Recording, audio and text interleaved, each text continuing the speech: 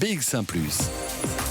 L'édito Fabrice Grosfilet. C'est un échec, un fiasco pour les uns, un contretemps, une péripétie pour d'autres, mais ça ressemble en tout cas à une démonstration en deux temps. Premier temps, quand la Belgique rate son rendez-vous avec Glasgow. Il n'y aura donc pas d'accord entre les entités belges sur les efforts à fournir en matière de lutte contre le réchauffement climatique.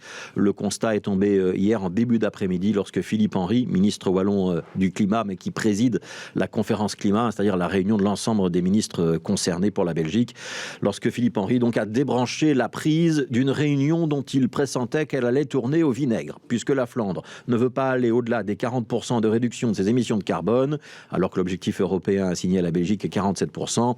Il était impossible de trouver une solution qui ne pèserait pas lourdement sur les autres entités au nom de la préservation des intérêts flamands.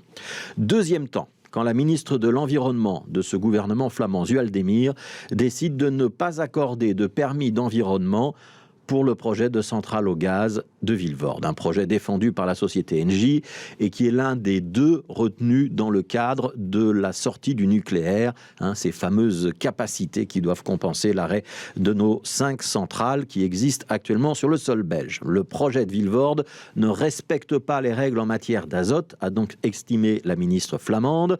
Ces rejets d'azote ou d'ammoniac auraient donc nui, d'après elle, aux entreprises ou aux agriculteurs de ce secteur. Pour Engie, mais aussi pour Tienhoven van der Straten, cette décision a été une petite surprise, voire une petite douche froide. Et à demi-mot, on a donc accusé Zual Demir ou Jan Jambon, le ministre-président flamand, d'une sorte de sabotage.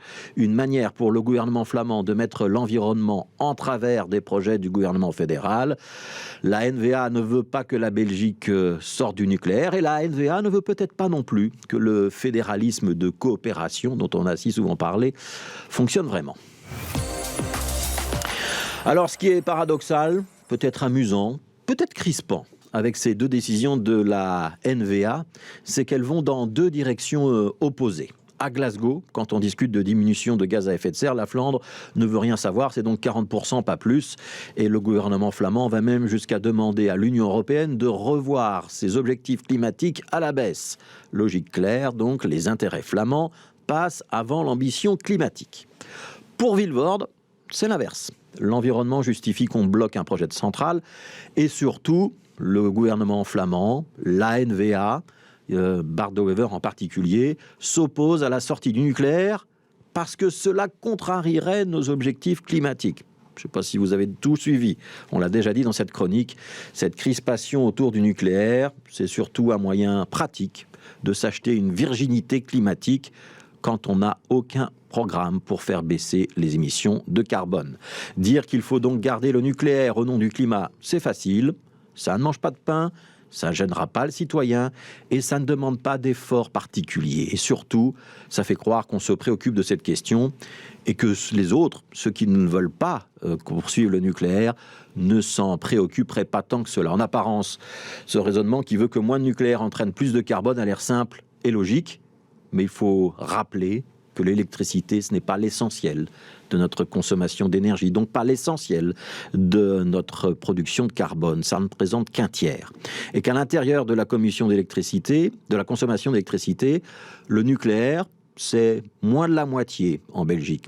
En tout cas, quand les centrales sont toutes en activité, ce qui n'est pas toujours le cas. On peut donc s'exciter sur le nucléaire si on ne veut pas s'attaquer au reste de notre consommation d'énergie. On n'aura en réalité rien résolu. Et on pourrait, par exemple aussi, puisqu'on parle beaucoup de la France ces dernières heures, s'intéresser aussi à ce qui se passe en Allemagne. Oui, l'Allemagne ferme ses centrales sans que sa production de carbone n'explose. Ça aussi, c'est un exemple à étudier.